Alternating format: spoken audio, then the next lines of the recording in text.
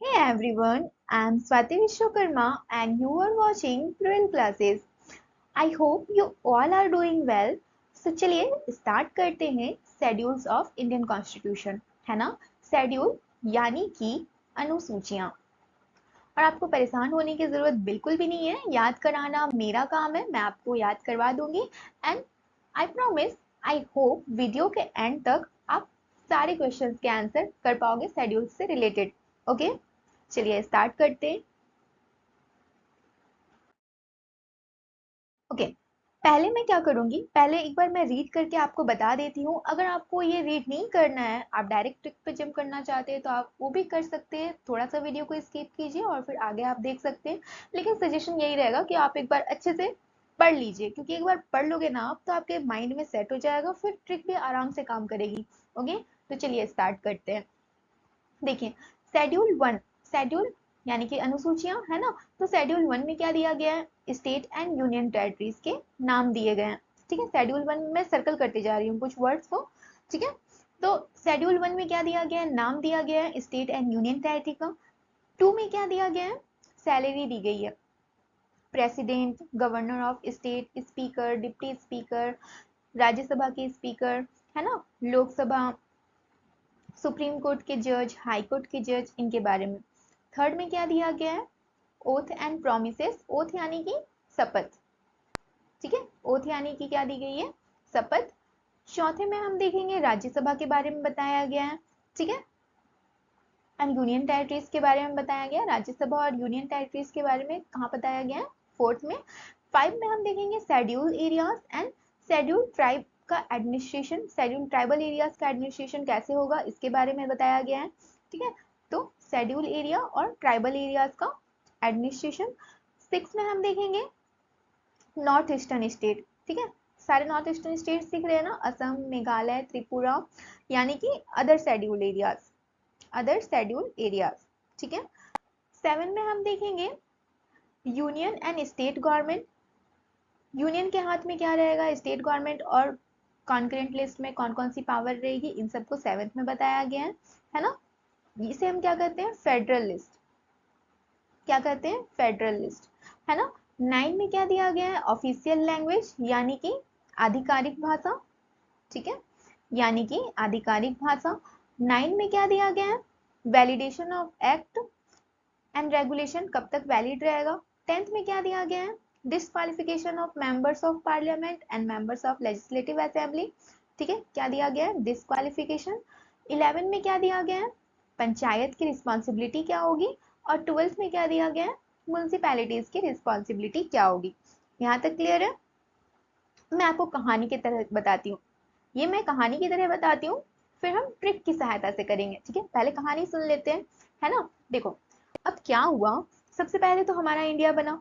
ठीक है, अब इंडिया में क्या हुआ, स्टेट्स थे और यूनियन टेरिटरीज थे। अब इनका नामांकन भी तो करना पड़ेगा ना, तो पहले इनका नामांकन कर दिया गया। अब ये दोनों आपस में झगड़ा नहीं करे, इसीलिए क्या हुआ, इन दोनों की बाउंड्रीज भी डिसाइड कर दी गई कि भाई तुम्हारी ये बाउंड्री है, तुम्हारी ये बाउंड्री है, तुम्हारा ये नाम है, तुम्हारा ये नाम है।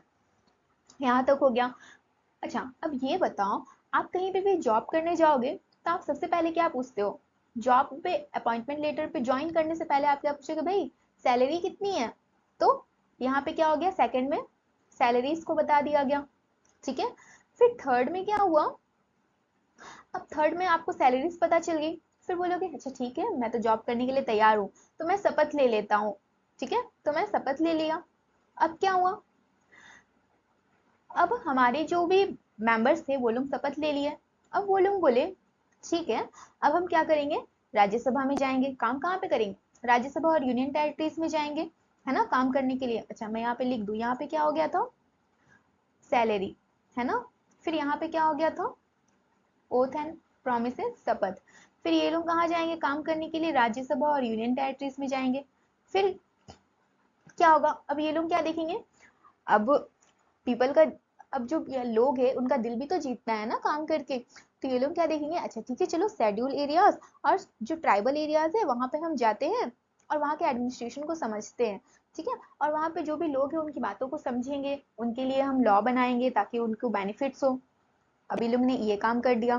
फिर ये लोग क्या करते हैं, अब ये लोग देखें कि चलो अब शेड्यूल एरिया और ट्राइबल एरियाज तो हो गए, लेकिन कुछ एरियाज, कुछ और ट्राइबल एरियाज छूट गए जो हमारे कहाँ ईस्टर्न स्टेट में थे। ये लोग क्या कर रहे थे, इंडिया से विजिट कर रहे थे, लेकिन ईस्टर्न स्टेट के कुछ छूट गए। तो ये लोग बोलते हैं अच्छा ठीक है कोई बात नहीं, अब हम क्या करते हैं ईस्टर्न स्टेट्स को भी ले लेते हैं। तो क्या हो जाएगा, अदर ट्राइबल एरियाज में ये लोग चले गए काम करने। ठीक है, फिर अब देखिए ये लोग, अब अब यहाँ पे ये लोग क्या चले गए, अदर ट्राइबल एरियाज को भी ले लिए, शेड्यूल एरियाज को भी ले लिए, है ना। तो अब ये लोग देख रहे हैं भाई काम तो बहुत ज्यादा हो गया, तो अब ये क्या करेंगे, ठीक है अब हम क्या करते हैं, ठीक है काम का बंटवारा कर लेते हैं। तो यहाँ पे क्या हो गया, यूनियन तुम इतना काम देखो, स्टेट्स तुम इतना काम देखो, और बाकी यूनियन और स्टेट दोनों मिलकर के कुछ पे हम लॉ बना लेंगे। ठीक है, तो इसको कॉन्करेंट में डाल दिया गया। फिर ये लोग आगे क्या देखें, अब ये लोग आगे गए, अब इतना बड़ा भारत, अब काम करने में कहीं मलयालम बोला जा रहा है, कहीं कोंकणी बोली जा रही है, कहीं उड़िया बोला जा रहा है, कहीं बंगाली बोली जा रही है, भाई काम करने में तो बहुत दिक्कत आ रही है। लैंग्वेज डिसाइड कर लेते हैं, तो हमारी आधिकारिक भाषा क्या होगी हम इसे डिसाइड कर लेते हैं पहले। ठीक है, भाषा तो डिसाइड करना पड़ेगा ना। फिर अब बोलते हैं ठीक है अब हम क्या करेंगे, अब सब कुछ हो गया, अब हम लॉ बनाएंगे। तो लॉ तो ये लोग बना रहे हैं, अब लॉ वैलिडेशन कब तक रहेगा, ठीक है लॉ का वैलिडिटी रहेगा, कैसे काम करेगा लॉ ये भी देखना पड़ेगा।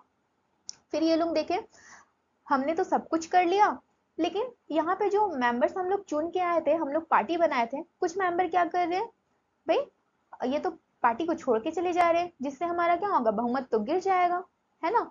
तो क्या बना दिया गया, डिसक्वालिफिकेशन ऑफ मेंबर ऑफ, जो एमपीज है और एमएलए है, इसको हम क्या बोलते हैं, anti defection law. Anti defection law यानी कि दल बदल कानून। ठीक है, फिर अब क्या देखें, अब ये लोग बोले कि अब अगर जाओगे भाई तो तुमको क्या कर दिया जाएगा, डिस्क्वालीफाई कर दिया जाएगा। चलो अब ये भी हो गया। अब फिर देखिए हमने शेड्यूल एरिया देख लिया, यहाँ पे शेड्यूल ट्राइबल एरिया देख लिया, पंचायत गांव का भी तो उद्धार करना होगा, तो यहाँ उन्होंने क्या देख लिया, पंचायत। अब फिर पंचायत गांव से तो हो गया, अब फिर बोले नहीं नहीं अब तो शहर को भी देखना पड़ेगा, तो ये लोग क्या देखे, म्यूनसिपैलिटीज। समझ में आया, एक बार कहानी देख लेते हैं, है ना। तो सबसे पहले क्या किया गया, भारत देश बना, इसमें स्टेट्स और यूनियन टेरिटरीज के नाम पहले तो नामांकन कर दिया गया, फिर उनकी बाउंड्रीज डिसाइड कर दी गई, है ना। अब फिर अब काम करने के लिए किसी को रखना पड़ेगा, है ना, तो हमारे रिप्रेजेंटेटिव्स हैं, तो उनको बता दिया गया कि ठीक है भाई तुम्हारा इतनी इतनी सैलरीज होगी। वो लोग मान गए, ठीक है हम इतनी सैलरी में काम करेंगे। तो अब वो लोग क्या करते हैं, शपथ लेते हैं। अब शपथ लेने के बाद काम कहाँ करने जाएंगे, राज्यसभा यूनियन टेरिटरीज में काम करने गए। फिर ये लोग देखे अब हम लोग को दिल तो जीतना पड़ेगा ना लोगों का, तो शेड्यूल एरियाज और ट्राइबल एरियाज में क्या क्या प्रॉब्लम है, चलो इसको देखते हैं। अब इसको देख लिए, फिर बोले कि अब अदर ट्राइबल एरियाज को देखते हैं। ठीक है, फिर ये लोग क्या बोले, काम करने में बड़ा दिक्कत आ रहा है, तो हम क्या करते हैं, काम का बंटवारा कर लेते हैं, फेडरल लिस्ट। फिर बोले अब भाषा समझने में बड़ी दिक्कत आ रही है, इतने अलग अलग जगह को ले लिए हैं, तो आधिकारिक भाषा। फिर ये लोग क्या बोलते हैं, फिर ये लोग बोले कि अब हम लोग सब कुछ तो कर लिए, अब लॉ बनाया तो उसका वैलिडेशन क्या होगा। अब ये लोग ये भी डिसाइड कर लिए। फिर क्या बोले, अब कुछ लोग तो भागकर चले जा रहे हैं पार्टी से, तो ये लोग क्या बोले, हम एंटी डिफेक्शन लॉ लाएंगे। तो दल बदल कानून के बारे में यहाँ पे बताया गया। फिर ये लोग बोले अब सब कुछ हो गया, अब हम पंचायत गांव को भी देख लेते हैं और म्यूनसिपैलिटी शहर को भी देख लेते हैं। याद हो गया ना, ठीक है। अब चलिए अब हम ट्रिक की सहायता से याद करते हैं। आई होप आपको याद हो गया होगा लगभग कुछ कुछ, और बाकी जो भी बचे हैं वो आपको वीडियो के एंड तक पूरा याद हो जाएगा। देखिए अब हम डिटेल में पढ़ते हैं। ओके, तो शेड्यूल्स, शेड्यूल्स यानी कि अनुसूचियां, है ना। तो अनुसूचियां स्टार्टिंग में कितनी थी, 8 थी। ठीक है, जब हमारा कॉन्स्टिट्यूशन बनकर तैयार हुआ तो अनुसूचियां कितनी थी, 8 थी, लेकिन अभी प्रेजेंट में कितनी हो गई है, 12, मतलब 4 बाद में जोड़ी गई है। ठीक है, तो पहले 8 थी, 8 से कितनी हो गई, 12 हो गई। ओके, आगे देखते हैं हम याद कैसे करेंगे, टीयर्स ऑफ ओल्ड पीएम, ये हमारे पीएम जी, और इनका टीयर्स बह रहा है। ठीक है, इनसे हम याद करेंगे क्या है, TEARS, tears, OF of, OLD old, PM PM। ठीक है, तो T फॉर क्या है, name of states and union territories, state और यूनियन टेरिटरीज का क्या है, नाम दिया गया है। ई फॉर इमोल्यूमेंट्स, इमोल्यूमेंट्स का मतलब ही होता है सैलरी। ठीक है, सैलरी यानी कि सैलरी को क्या कहते हैं, सैलरी को वेतन, ठीक है। तो इमैल्यूमेंट्स का मतलब क्या हो गया, वेतन, ठीक है।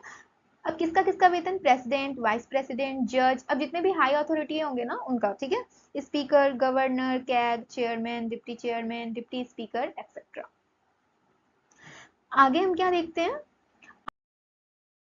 आगे हम देखेंगे अब उनको ओथ मिलेगा थर्ड में, है ना। ए फॉर TEARS, तो ये ए फॉर क्या है, एफर्मेशन एंड ओथ, ठीक है। ओथ मिलेगा। अब देखिए सुप्रीम, यहाँ पे हम ओथ किसका किसका नहीं हम कंसिडर किए हैं, प्रेसिडेंट, है ना, प्रेसिडेंट एंड वाइस प्रेसिडेंट के ओथ को यहाँ पे कंसिडर नहीं किया गया। इनके अलावा किनका किनका ओथ के बारे में बताया गया, जजेस, सुप्रीम कोर्ट, हाई कोर्ट के जज के बारे में, मिनिस्टर्स जो भी यूनियन और स्टेट के मिनिस्टर्स है, MP, member of parliament, member of legislative assembly, CAG वगैरह, इन सब का, ठीक है। आर फोर क्या आया टीयर्स में, आर फोर राज्यसभा में सीट कितना एलोकेशन रहेगा, है ना। एस फोर क्या आ गया, एस फोर हमने क्या देखा था, शेड्यूल एरियाज, ठीक है, शेड्यूल एरियाज हो गए लाइक छत्तीसगढ़ वगैरह।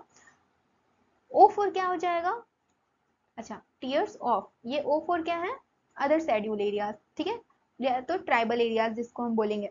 अच्छा देखिए यहाँ पे ट्राइबल एरियाज में कौन कौन से, ये हमने देखा ना, ये हमारा भारत, इधर हम लोग का, इधर ईस्टर्न स्टेट ऐसे यहाँ पे है ना, ये ईस्टर्न स्टेट्स।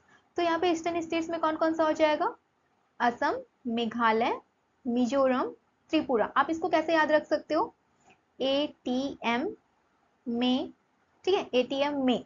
तो A फोर क्या हो जाएगा, Assam, T four Tripura, M four Mizoram, मे फोर मेघालय, MM है मिजोरम, मेघालय, एंड फिर और भी एक होता है ना मणिपुर। मणिपुर से कंफ्यूज नहीं करना है आपको, ठीक है, आप ऐसे याद कर लो, ATM में मनी नहीं है, ठीक है। तो A four Assam, Tripura, Mizoram, Meghalaya and money नहीं है, ठीक है। पूछता है क्वेश्चन में, तो ईस्टर्न स्टेट्स में कौन कौन से अदर शेड्यूल्ड एरिया में आ जाएंगे, तो आपको याद रखना है असम, मेघालय, मिजोरम एंड त्रिपुरा, ओके। चलो अब आगे देखेंगे, एफ, टीयर्स ऑफ, ऑफ हमने देखा ना, ऑफ ओल्ड।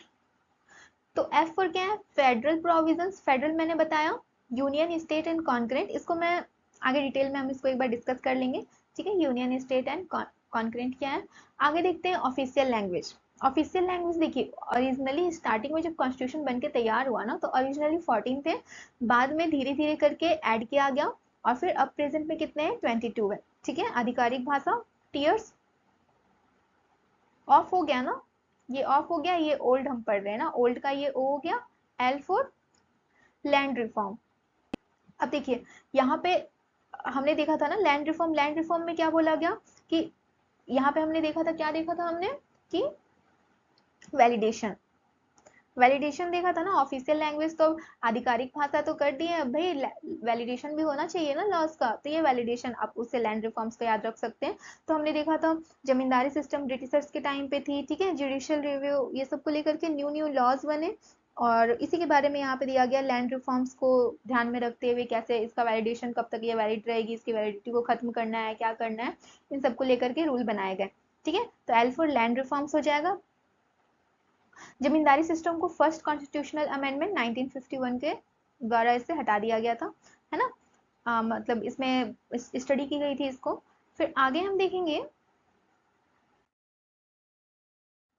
हाँ, हमने OLD, तो ओ हमने पढ़ लिया, एल पढ़ लिया, ये डी, ओल्ड क्या हो जाएगा, D for disqualification due to defection. अब देखिए ये 52nd कॉन्स्टिट्यूशनल अमेंडमेंट 1985 में हुआ था, तो यहाँ पे क्या बोला गया, जो मेंबर्स थे ना, मैं पहले आपको डिस्कस की, तो जो मेंबर्स थे ये लोग क्या कर रहे थे, अब पार्टी बनी, तो पार्टी में क्या होता है, जो मेजोरिटी ऑफ जिनका सपोर्ट रहता है वो क्या करती है, पार्टी सरकार बनाती है। लेकिन अब पार्टी जीत जाने के बाद इस टाइम पे क्या हो रहा था, लोग क्या कर रहे थे, अब ये मान लेते हैं एक पार्टी है, इस पार्टी के नाम से ये क्या कर लिए, वोट लेके जीत गए। अब जीतने के बाद ये क्या करेंगे, दूसरी पार्टी में शामिल हो जाएंगे, तो इसका क्या होगा, इसका जो मेजोरिटी है, इसका जो वोट बैंक है, ये तो तुम, ये मेजोरिटी तो क्या होगा, खत्म हो जाएगा ना, इसका धीरे धीरे कम होने लगेगा, और इससे फिर क्या हो सकती है, जो गवर्नमेंट है वो गिर सकती है ना। तो इसी चीज को रोकने के लिए ये डिस्क्वालिफिकेशन, एंटी डिफेक्शन, या तो फिर हम इसे दल बदल से रिलेटेड क्या किया गया, रूल्स बनाए गए 52nd अमेंडमेंट 1985 को, ओके। कब बनाए गए, 52nd अमेंडमेंट 1985 को। आगे हम देखेंगे पंचायत।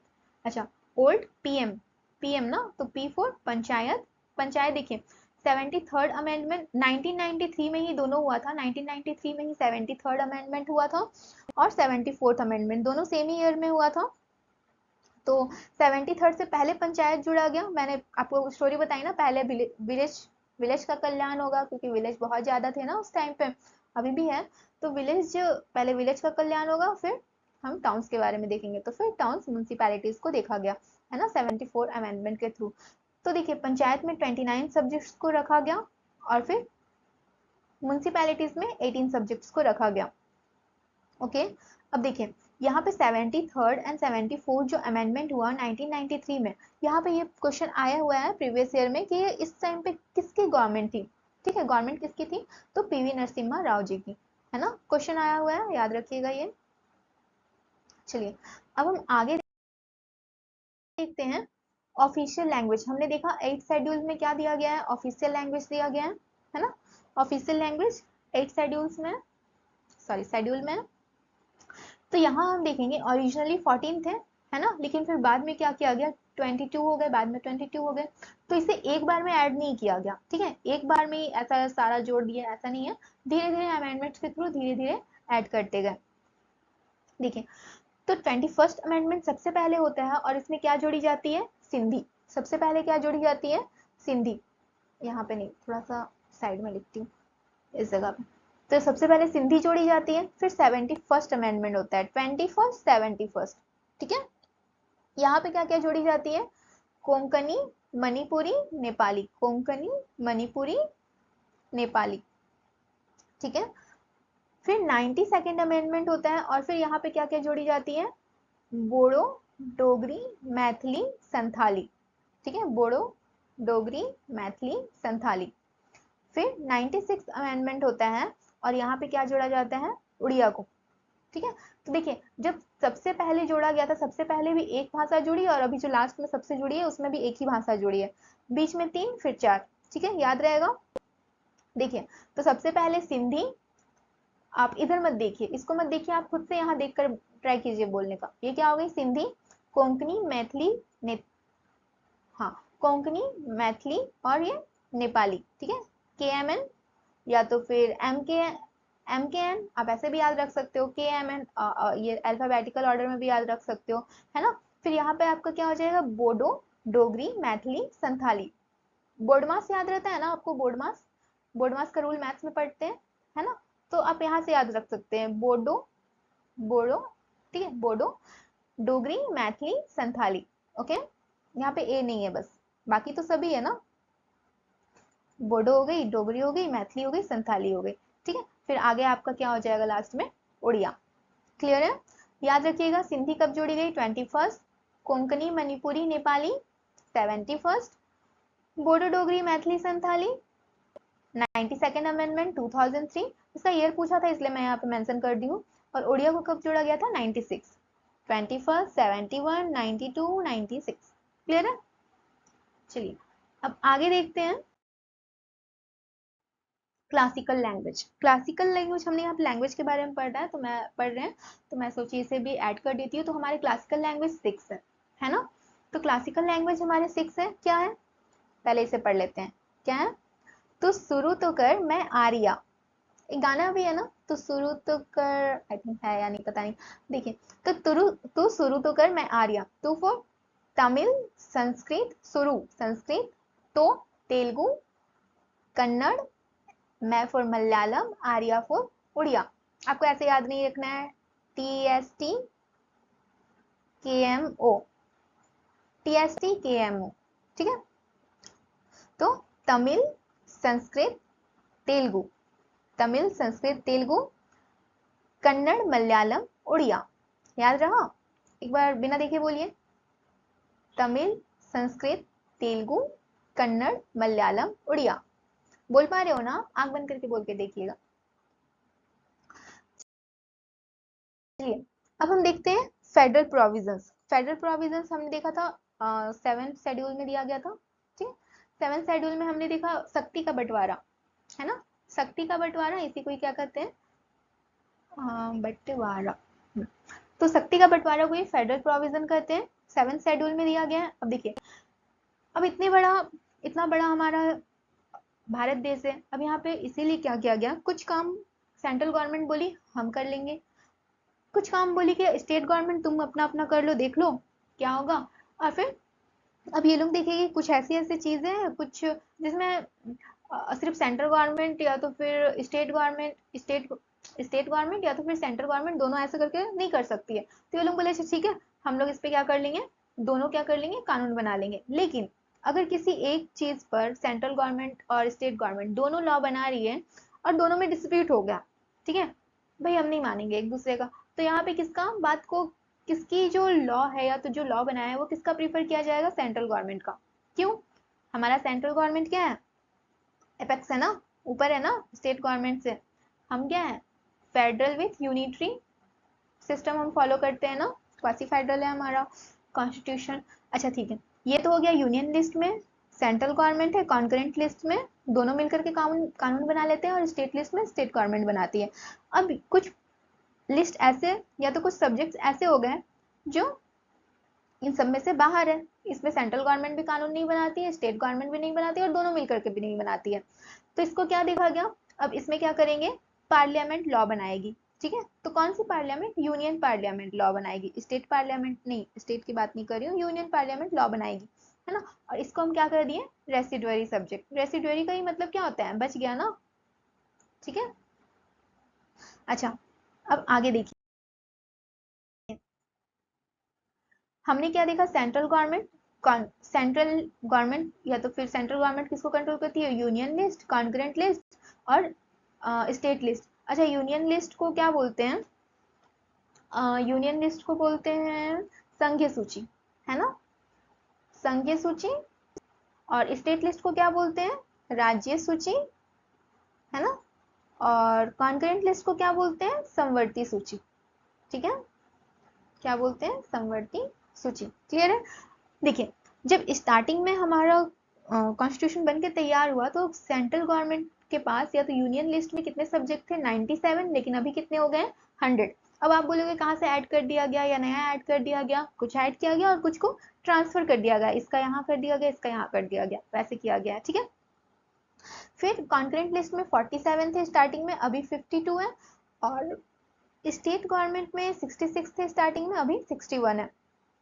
यहाँ पे 3 जोड़ दिया गया, यहाँ पर पे कितना हो गया, यहाँ पे 5 जोड़ दिया गया और यहाँ पे 5 5 ही ना, यहाँ पे 5 माइनस कर दिया गया, ठीक है। देखिए, अब यूनियन लिस्ट में आप बोलोगे क्या क्या है, तो जो भी आप देखोगे मतलब एक यूनियन को लेकर के, एक देश को लेकर के जो भी इंपॉर्टेंट डिसीजंस होते हैं ना, वो कहाँ पे लेगा जाएगा, यूनियन लिस्ट में। लाइक डिफेंस, अब अलग अलग स्टेट तो नहीं बोलेगी ना हम अपना डिफेंस सिस्टम बना लेते हैं, हम अपना डिफेंस सिस्टम बना लेते हैं, ऐसा तो नहीं है, पूरे भारत देश के लिए एक ही डिफेंस सिस्टम होती है ना हमारी। तो उसको क्या में रखा गया, यूनियन लिस्ट में। बैंकिंग, बैंकिंग हो गया, करेंसी, अब ऐसा तो नहीं है ना कि हर स्टेट अपना अपना नोट छाप रही है। फिर फॉरेन अफेयर्स हो गया, कम्युनिकेशन हो गया, फॉरेन अफेयर्स हो गया, इन सारी चीजों को अब देखेंगे स्टेट लिस्ट में। तो स्टेट लिस्ट में क्या हो गई, पुलिस हो गई, ट्रेड हो गया, एग्रीकल्चर हो गया, इरिगेशन हो गया, ये सारे चीज को, है ना। फिर आगे हम देखेंगे ये कॉन्करेंट लिस्ट में, तो कॉन्करेंट लिस्ट में क्या हो जाएगा, education, forest, trade, marriage, adoption, succession, जो भी शादी वादी हो गया, एडॉप्शन, सक्सेशन, ये सारी चीज को कहाँ पे रख दिया गया, कॉन्करेंट लिस्ट में, ठीक है। अच्छा देखिए, यहाँ पे 42nd अमेंडमेंट जो हुआ था, कॉन्स्टिट्यूशनल अमेंडमेंट हुआ था, यहाँ पे वेट एंड मेजर को ट्रांसफर कर दिया गया था स्टेट लिस्ट से कॉन्करेंट लिस्ट में। ये प्रीवियस ईयर क्वेश्चन है, ठीक है, इसे मैं यहाँ पे मेंशन कर दूँ। ये भी प्रीवियस ईयर क्वेश्चन है कि जो लाइव स्टॉक्स होते हैं, मतलब जो आपके कैटल्स होते हैं, है ना, कैटल्स होते हैं, भेड़ बकरी, आप वो सब, है ना, एनिमल हस्बेंड्री, तो इसको क्या में रखा गया है, स्टेट लिस्ट में रखा गया है। एग्रीकल्चर से आप रिलेट कर सकते हो, ये भी एक टाइप का एग्रीकल्चर का ही पार्ट होता है ना, तो स्टेट लिस्ट में, ये प्रीवियस ईयर क्वेश्चन है, ध्यान में रखिएगा, ठीक है, स्टेट लिस्ट में ये। अच्छा, चलिए अब रिवाइज करने का टाइम आ गया। देखिए, आपको अच्छे से दिख रहा है ना, ये हमारे ओल्ड पीएम का क्या है, टीयर्स है ना। चलिए देखते हैं अब कितना याद है, आप ट्राई कीजिए बोलने का, ठीक है। T4 क्या हो गया, T4 territories, name of territories हमने देखा था, E4 इमोल्यूमेंट्स, वेतन, अच्छा टेरिटरी नाम लिख दे रही हूँ ना यहाँ पे। एमोल्यूमेंट्स मतलब क्या हो गया, वेतन। ठीक है। ए फॉर क्या था, एफर्मेशन। एफर्मेशन, एफर्मेशन का मतलब ही होता है ओथ, है ना, ओथ या तो फिर शपथ, हिंदी में कहे तो। अच्छा ये हो गया। आर फोर क्या था, आर फोर जल्दी जल्दी बताइए, आर फोर क्या था, राज्यसभा। ओके, आप बोल पा रहे हो ना। और फिर एस फोर क्या था, एस फोर था शेड्यूल एरियाज, हमने देखा था। अच्छा ओ फोर हमने क्या देखा था, शेड्यूल एरिया के बाद क्या था, अदर शेड्यूल एरियाज, जिसमें हमने नॉर्थ ईस्टर्न स्टेट्स देखा था ना, एटीएम में मनी नहीं है। ठीक है। फिर हमने क्या देखा था, एफ फोर, एफ फोर हमने क्या देखा था, फेडरल स्ट्रक्चर, है ना, फेडरल स्ट्रक्चर यानी कि शक्ति का बंटवारा, है ना। फिर ओ फोर हमने क्या देखा था, टीयर्स ऑफ ओल्ड। तो ओ फोर हमने क्या देखा था, ऑफिशियल लैंग्वेज, है ना, ऑफिशियल लैंग्वेज यानी कि आधिकारिक भाषा, आधिकारिक भाषा। और फिर एल फोर हमने क्या देखा था, एल फोर लैंड रिफॉर्म्स, है ना, एल फोर हमने क्या देखा था, लैंड रिफॉर्म्स। वो हमने देखा था ना, जमींदारी सिस्टम, है ना। कौन सा था ये, 9 था ना, 9 10 11 12, हाँ। फिर डी फोर क्या था, defection, defection, disqualification, anti defection बोल लो या तो फिर डिस्क्वालिफिकेशन, डिस्क्वालिफिकेशन, या तो फिर आप कहो दल बदल। कहाँ लिख दो, यहाँ पे लिखती हूँ ना, दल बदल। ठीक है। फिर पी फोर क्या था, पंचायत। एंड एम फोर क्या था, म्युनिसिपैलिटी। आप तो ऐसे करके याद करोगे, आपको याद हो जाएगा। आप ऐसे करके अगर आपको पूछ लिया कि ऑफिशियल लैंग्वेज कहाँ पे था, तो आप गिनती करते हो ना पहले, वो जो आपको ABCD आपका जो अल्फाबेट होता है, तो उसका आपको काउंट करना होता है ना, 1 2 3 4, धीरे धीरे काउंट कर करके आपको याद हो जाता है, आदत हो जाता है कि एक में अच्छा ए था, चार में बी था। तो वैसे ही आपको ये भी याद हो जाएगा एक दो बार प्रैक्टिस करने से। आई होप इतना तक तो आपको याद हो गया होगा, है ना। तो ये रोता हुआ फेस को हम स्माइली में कन्वर्ट कर देते हैं। देखिए ये रहा प्यारा सा स्माइली। तो अगर आपको समझ में आया, याद हो गया, तो आप भी स्माइल करो, वीडियो को शेयर करो और सब्सक्राइब कर लो, ताकि और भी वीडियोस आपको अच्छे से मिल पाए। और लाइक करना तो बनता है ना, तो लाइक भी कर देना, और फ्रेंड्स के साथ शेयर जरूर करना। एंड कीप रिवाइजिंग, ताकि आपको अच्छे से याद हो जाए। Thank you. Okay, thank you.